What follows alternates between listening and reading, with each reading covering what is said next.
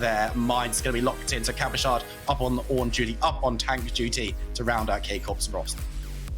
And that's the thing here as well. Like this is such a K-Corp style as well, because if they're not playing around with the 2v2, they have like kind of two play styles. The 2v2 with the Rise and Twisted Fate, where they kind of cheat the tempo, they move around the map before your opponent, and then they start creating skirmishes, or they just wait for an opportunity where they can just skirmish wherever. Like they are a very team fight heavy team, and they like to do it out of nowhere. At times they get, you know, my main concern about that is just like who's going to stop the misfortune as well, because there's some good answers into the LeBlanc. Whenever Seiken wants to jump forward, Hantara even, like they're just going to get CC chained by the Rakan, Lissandra, and Volibear. But the placement of where the misfortune will stand in team fighting is going to be pivotal. If Cabochard is in a position where Nata is just not allowed to stand still, that's great.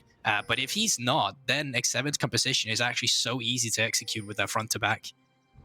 30 seconds. Okay, Corp just going for something a little bit aggressive. You talked about this going into the game, and Hantara leading the charge. Not going to throw anything down. His tempt is too reserved with his positioning, but it does give the opportunity for Haru to move in, get a ward into the red buff. And something that's going to be interesting to watch throughout this game is how these two junglers decide to play. Do you think that there's a lane that's really going to be the focal point, or is it just whatever works?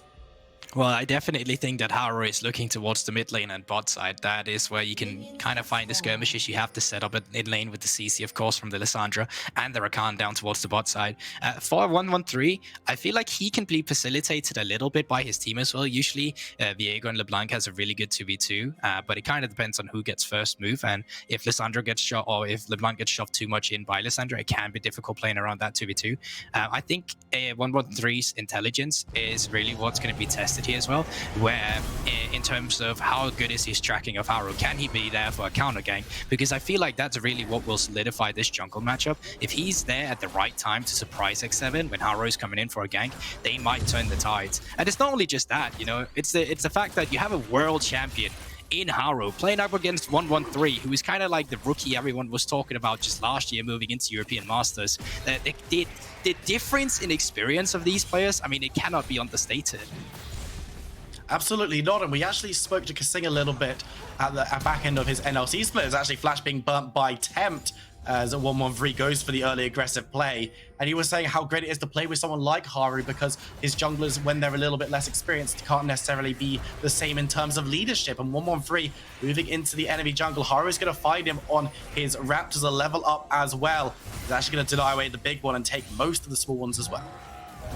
Yeah, so get the ward, get a few of the small ones, gets to walk in towards the bot side of the map, but they all have that intel now. That's the big thing as well. They know Haru is pathing towards the bot side. They saw his blue buff, saw he was level 3, so know he cleared all his top side camps. He's going to be moving down towards the bot side, and therefore Hantara, you can see it drops a ward in the tri-push. If they can crash this bot side and just back off, it's just going to slow push back into them, and Haru is going to be forced to recall. So I really like the early jungle tracking here from K-Corp. They're actually playing it out very well.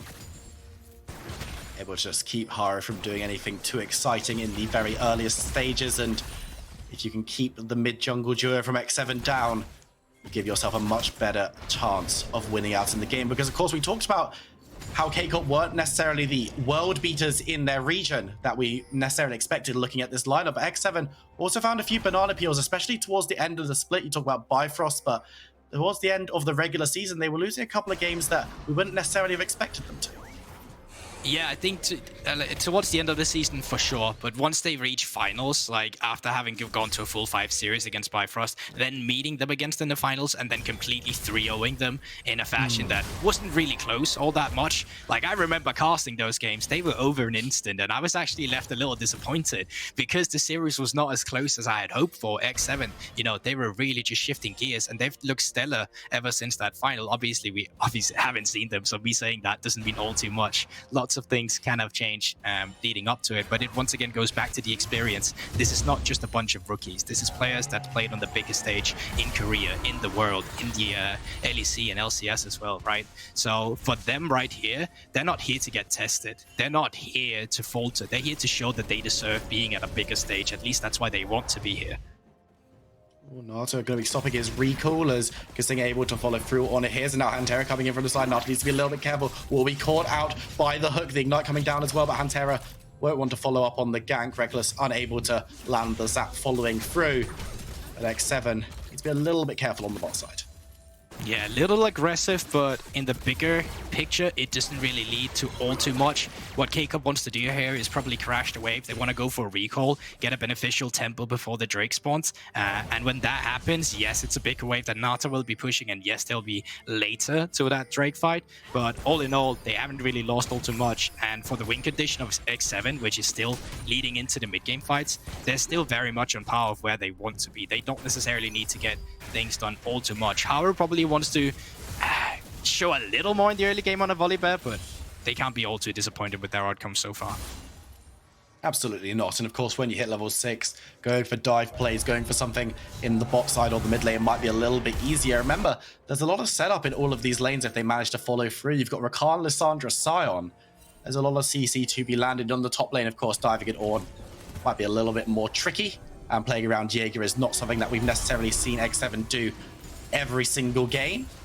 But Haru will have that opportunity. But on the other side, on K-Corp, got a little bit of a scrap in the top lane as Kamishard takes a bit of damage from Jaeger. Is actually going to ult forward, forcing him to flash out of the Ornn. Resources being exchanged up top lane quite aggressively. Yeah, that's as aggressive as that top lane fight is going to get between these two tanks. And then once again, with the tempo that K-Corp was able to net themselves through the bot side, they will be the first on the Drake. They should be able to pick it up. And quite honestly, Viperoon, I think we'll be having a game that's going to be a little slow in the beginning. We're kind of waiting for the right moment where these teams feel like they want to make a move. They want to go for a team fight. Because even making plays on their opponents, I feel like they've done the tracking so well that they're not really trying to blow it all too much and just throw it all away. For example, now, 113 spotted on a ward. I think the bot lane will just be able to run out. They'll be losing some waves. Or maybe not. Oh, they're staying in on the tower, though. Kasing gonna flash away as 113 needs to be a little bit careful as Kasing steps forward, not trying to clear out the wave as much as possible to give themselves some breathing room. A plate goes down, but fortunately for X7, both of their bot laners survive. And they just decide to be cheeky about it. They just want to outplay it instead. They don't want to forfeit any waves whatsoever. They do spend a heal, they do spend a flash, but they get to stay around, which is honestly not all too bad. Haru on the other side of the map gets to counter jungle a little bit, and I wonder if there's going to be any setup for the mid lane now. Temp has hit level 6, Haru is level 6 as well. Seiken might need to be a bit careful if this wave gets crashed. No tower to defend if Volibear ults it, no movement if Lissandra ults you. Haru and Tempt have all the tools for a very fun dive. If you're an X7 fan, if you're K-Corp, it's much less pleasant for you. But that being said, things looking okay across the board. Currently, gold is dead even. 7.5 minutes in. Rift Herald's going to be joining us in 30 seconds time. Has either team got an advantage towards that one?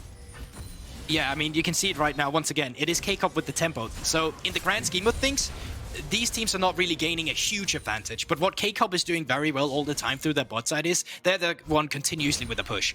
And because of that, they get to move with their support around the map all the time. They get to be the one dictating the first push, and that's kind of what we're seeing here. Terra missing out the hook this time around. Kasing is able to just stride away. Haru, again, has yet to really stamp his authority into any particular lane. Looking up towards Kamishard on the Ornn. The Horn is available. The ultimate from San, not quite, but it will come off cooldown as I say that. Kamishard going to be caught out. The stun is being held by Haru excellently, and that's First Blood Jaeger. Ah, that's nice. They already blew the flash from the early exchange from Jaeger, and Jaeger actually showing up on the Sion. A bit of an underrated top laner as well. I was speaking to a few people that Jaeger's name isn't really mentioned as much as it probably should be between all these players. But make no mistake, once again, formerly known as Smithy J, if you are a seasoned EU LCS viewer, maybe even LCS, but from when he was playing there, I think back in Dictatus as well. So showing up again is once again the former LEC top laner Capushot. It's talent across the board. There are very few names that haven't made a mark at the very highest level or even at the Amazon European Masters level, as Tempt is just going to take that claw across the bridge and finds his way out towards the top lane. But excellent play to get Haru the Rift Herald's eye as well. We talk always about it going bot lane towards the hyper carries, towards the marksman. Misfortune is a little bit different. Do you expect to see Volibear trying to invest down there? I think we can still see it, but once again, the kind of problem that X7 now will be facing is that they're still not the team who's making the first move. K-Corp is, and you can see it once again. They're the one who's getting control of the red side jungle. So if they were to try and make a play towards the bot side, K-Corp would be ready for it. Sing in a lot of trouble, able to dive away towards Nata. The ultimate comes through, blocked by Misfortune, and the Ignite won't seal the deal. 1-1-3 though. He was thinking about striding forward, but Haru was in the neighborhood. So fortunately, everyone backs away. Yeah, this is why it's so difficult. If Temp is not able to move down, provide that bandage for them, this bot lane is going to continuously be under pressure. And once again, K-Corp, they're moving around as a team. Temp might be caught out here. Haru's in the wings, has ultimate available to go over the wall, but it would be a 3v2. And at the end of the day, X7, fortunately, are able to just move back towards the mid lane. Hantera making the aggressive plays because Sing needs to move onto the map a little bit more as well. And they get some breathing room now. Reckless went back to the base for himself a little noon quiver combined with some pickaxes and daggers. Up against it, so far only serrated Dirk and Tear of the Goddess on the Misfortune. So once again, Reckless onto JINX, he's going to continuously be able to provide pressure. He's up 17 CS currently as well. So still very much lane dominant, or at least very good on the CS numbers as we know him. 1-1-3 on the top side. Yeah, positioning very aggressively. Call of the Forge Gold will be blown, but San can't be displaced. He's running through and will be able to get out of dodge. We can see Haru has put the Rift Herald into the mid lane, and that should be first tower, opening up the map. Excellent for X7. Yeah, this is great for X7. As soon as they spot 1-1-3 on the other side of the map, they know they have movement to just go for it. Oh, Reckless takes a decent chunk of damage, but Nala can't find the kill.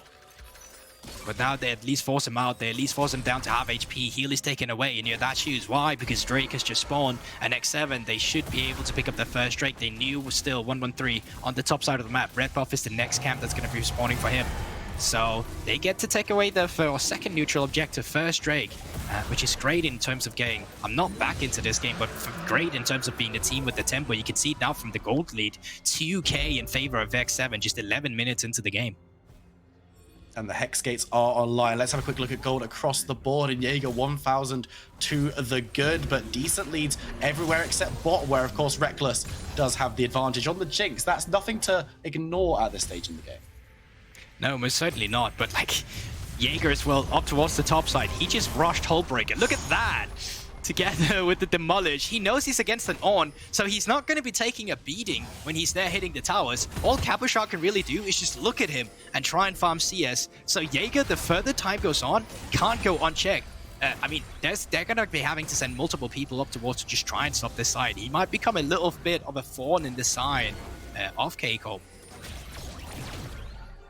1-3 just hanging around in that tri-bush, trying to make something happen. Haru actually cancelling the recall in order to give some shielding and defense to the X7 bot lane, but it will just peter out and everyone wanders back towards their designated lanes, except Hantera, who wanders back towards the mid lane, trying to get a play happening on 2 Temp. Chain doesn't land from Saken, though, who's been forced to back away, and Lissandra has done a great job of really nullifying this pick. Yes, they're down, Temp is down about a wave in CS, but past that, Saken hasn't really been able to achieve too much. I mean, it's an interesting game already because X7, they're in the gold lead, but it feels like K-Corp, they're the one making the moves all the time. We see it as well from Saken. He continuously tried to move down towards the bot side, but what X7 has been good at then in turn is just that they're very good at responding to it. They're very good at not falling to the play of K-Corp, and because of this, they're able to stay even, at least in the mid lane. And then, as you say, yes, Saken haven't really been able to leave his mark yet, but it's also X7 who's playing really well around the movement of him. So needs to be a little bit careful. Caught out by the pike. Has to get that damage down because Sing is there and Hantera's the victim. It will be Haru securing the kill as X7 moved their attention back towards the bot lane. No support alive. Means that Rekkkles half health could be in a lot of trouble. Haru moving it down towards the lane. Will he be able to get on top of JINX? The ultimate is flashed away from him. He's going to follow through and will be able to secure the kill on 2 Rekkkles. X7 start to get towards the driving seat.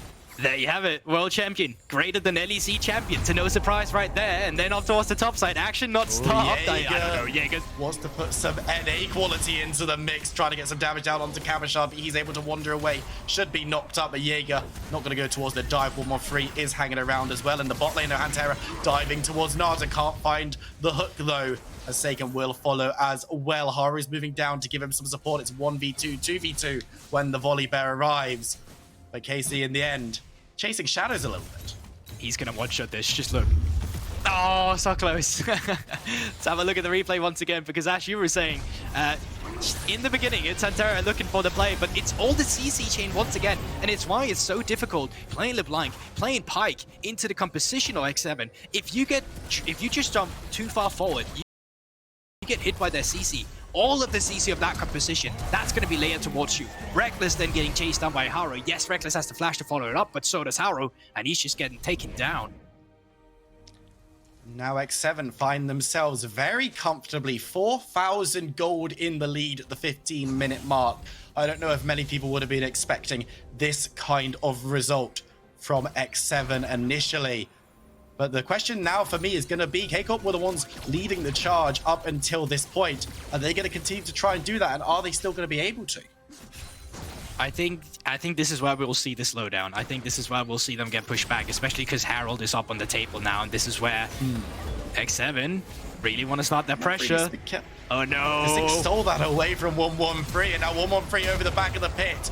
Needs to get away using a combination of summoners and blast cones, but it will be X7 who can move themselves towards this second Rift Herald, and I don't know if there's going to be any kind of contest. Ah, but how beautiful was that from Jaeger as well? He was just anticipating the ultimate from 113 over the wall.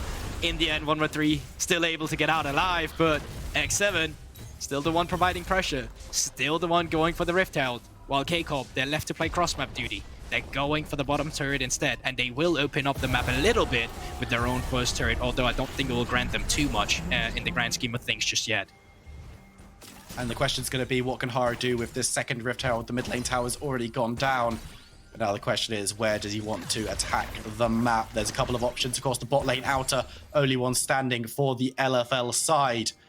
X7 could look to target there, but 113, he's maybe lying in wait, but there's more members of X7 in that bush that maybe they'd recommend, but Huntera gonna go airborne for a second longer. Haru needs to be careful. There's a lot of damage onto 113. He's gonna be deleted by Nata as the Call of the Forge God lands onto 2. K-Corp might be looking to try and get a re-engage, but Jaeger's there. Haru, speed of sound, moves into the backline, gets the stun down on 2 Camo. He's a tanky on, but will he be the target taken on side? Looking for the execution, will be able to find Haru, but he survives on a sliver as KARMINE gives him shields on the side. Tempest dives in, CC'd up, and KARMINE secures the kill onto REKKLES. Camo has to dive away. X7 take the fight. X7, they're relentless in these team fights, and now they'll get to back off. They'll get to go for the Drake themselves. Haru, so close to falling, but as soon as Temp joined the fight once again, that was over. Now Rift Herald will come out as well. I think they won't be able to get too much of this, so definitely not the most successful second Rift Herald. A little bit of a mistake there. I actually don't think it was on a timer too far just yet. I think Haru might have just accidentally opened that one up accidentally. I guess the charge at least, so it will put some damage down into that mid-inner, and hey, as far as Rift Heralds go, getting a bit of damage down there is probably the best tower to misclick it into, but they will be able to grab themselves the second dragon for themselves, third of the game in total. Let's have another look at this team fight. I mean, X7, once again, they know they just can stay grouped up. They don't really have the better vision control. KARMINE, such a good predict as well, knowing that Huntera will E back immediately. And then you can argue that Haru might go for a little bit of an overchase. He doesn't have that flash that he had. He used it earlier to kill Relentless, of course. But then once again, the team is just coming alive on the side of X7. The heal from Nata, the shielding from KARMINE, and then Temp coming in with the claw where Relentless is just not anticipating it, not spotting it. And it's difficult to just highlight one member of X7 and say, yes, you're the reason we're winning these fights, because they're all just showing up with some clutch moments in them. Now they put themselves in a very, very strong position. However, I am tentative. I did watch the last series between Fnatic, Queso, and Eska, and having a big lead at the 18-minute mark doesn't necessarily lead to victory. No further spoilers than that, although that's quite a big spoiler about how that game went. But now X7 needs to be a little bit careful in the mid lane. Nata just throwing down, making it drizzle rather than rain, because of course he's gone for the Eclipse rather than the Liandry's. But KARMINE alongside him, standing strong as Haru. Once again, could actually find out Seiken gets the thunder, gets the damage. Tempt is there, it's the 2v1, and Seiken will go down. And there you have it. Haru and Tempt as a duo showing up once again. Haru just single-handedly going in for that counter jungle, finding another kill on Seiken on the way out. Just brilliant. Tempt might be going too far forward. I don't know, you might want to go further, throws the claw out, but doesn't follow through. And of course, that Rift Herald, perfectly placed, will help take down this mid tower. X7 opening up the map even further, opening up the game even further. Question being, what are they going to do off the back of this? Where are they going to look? They've got Baron up in 35. Is there a rush potential, or do they not have the damage? I don't think you need to go for a rush here. And I don't think you have the rush potential either. Temp, though, might have to go for a little getaway here. Lakin's going to dive towards him. The Lissandra's got a bit of time, can buy some, and there's the teleport coming on through. Jaeger will be helping Tempt get out. It's a 4v2, though. Looks like they're pushing up the wave, but won't look for the dive. And honestly, forcing out Temp's or Jaeger's TP there is actually a nice silver lining, just due to the fact that when Baron spawns, and if Jaeger was allowed to just go side lane all the time with his whole breaker, with no one coming down to him, and then having the TP up if they wanted to turn on the Baron, that is no longer there, and it will slow the tempo down a little bit for X7. Tempo slowing could be good here for K-Corp because X7 having all of the advantage, rolling down the hill, need to be stopped. Just saying, dives away from a Viego that he spots. A little bit worried, a little bit concerned, throws up the cat emote, but manages to get away. So, you got Baron on the Rift now, but as you say, don't need to go for it, don't need to do anything crazy, just need to gain a little bit more and maybe a team fight alongside. Dragon up in a minute and a half, much more realistic that we're going to see a play around that. Potentially, but it also goes back to what we were saying about these teams, right? They want to find skirmishes. They're not just going to run down river and then all of a sudden E-ram it to find a team fight. The way these teams play this is like, try and go in and invade camp respawns. Try and get in and get aggressive vision around the objective. See if you can catch someone off guard, as we just saw Sekin got taken down earlier as well. It's a much more refined game that we sometimes see on an ERL level, and I can't say I'm complaining about it, but it definitely slows down the pace every now and then for it. And that's what we're seeing now as well. You can see it.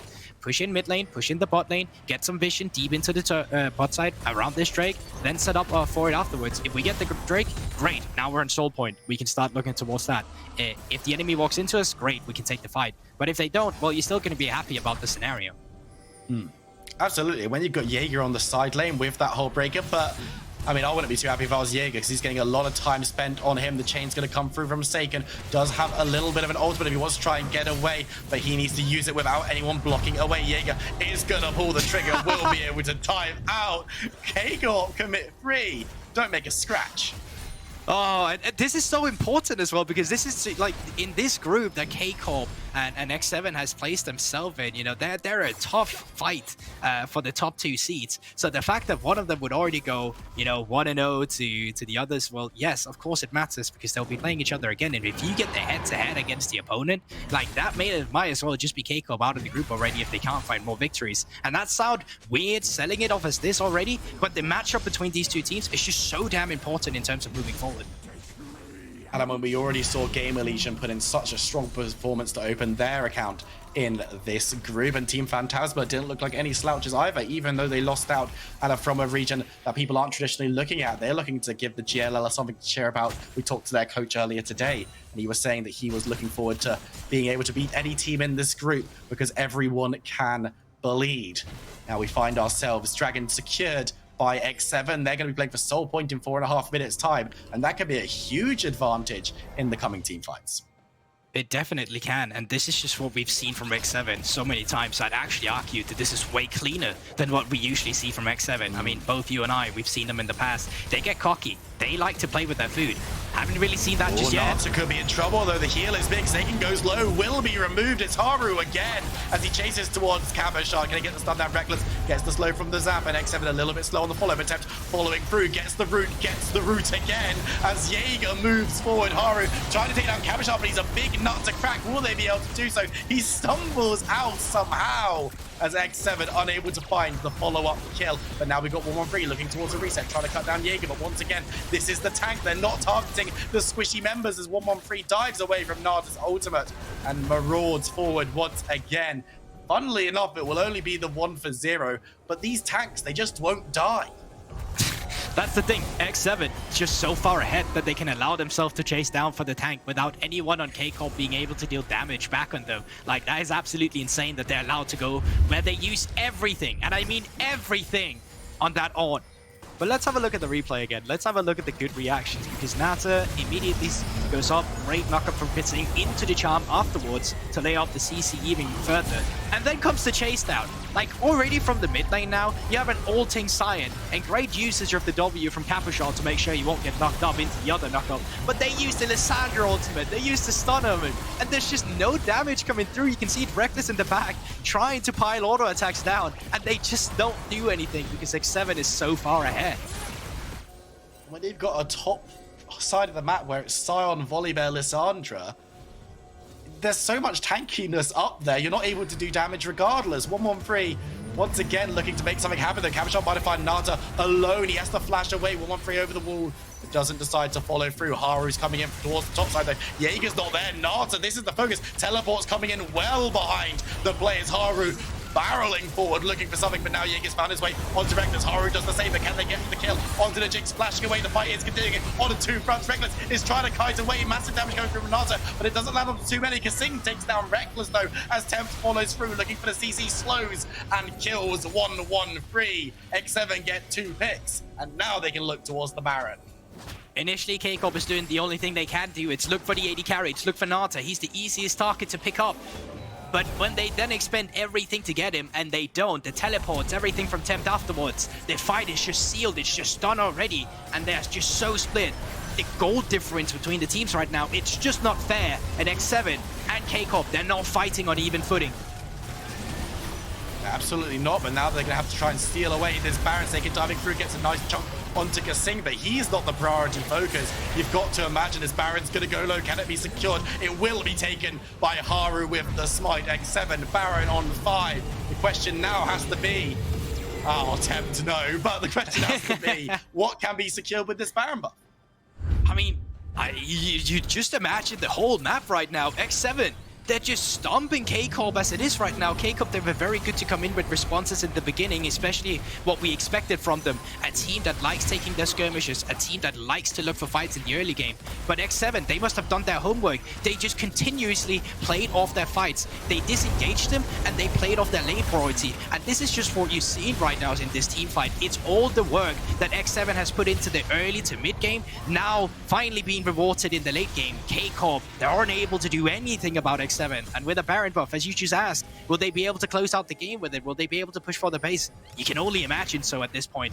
It would be a great comeback for K-Corp if they'd be able to take it back. Jaeger finds his way into the backline, finds his way onto Capuchon, but again, the Ornn, he's behind, but he doesn't really care about a little bit of damage. And one thing about this X7 lineup is their composition doesn't have hilarious amounts of DPS. Nata's really going to have to put in the legwork, and he needs to stay safe to avoid the likes of 113 and Sacred. Now diving on through, Haru needs to get more diving into the backline, gets onto a squishy member, and Terra has to bash away as Capuchon looking to break up the fight. Haru goes low, but Cavo's rooted. He's running rampant as Tempt moves towards 113. He has the ult for safety, but he can't find it in the back of the Dragon Pit as Haru rips him to pieces. Tempt secures the kill in the backline now. Kasing gets the knock up onto Capuchon, who tries to run away. Nata finally pulls the trigger on the ultimate and resets and damage. Me oh my, X7 take the fight, and with teleport, with Baron, they could end this game. And the back-to-back champions of the European Masters, they might just take an L in their first matchup of the main stage against X7. A team not only designed to stomp the NLC as they did, but to contest for the title at the European Masters. And they're running down the base of K-Corp right now. Snake is the only one there to defend, but I think he knows that there's not much that can be done. X7 take 1, 2 Nexus towers. The LFL finally fall, and it's the NLC that draw blood. What a rivalry we're going to be having here. Remember, for the longest time, it's been K-Corp, at least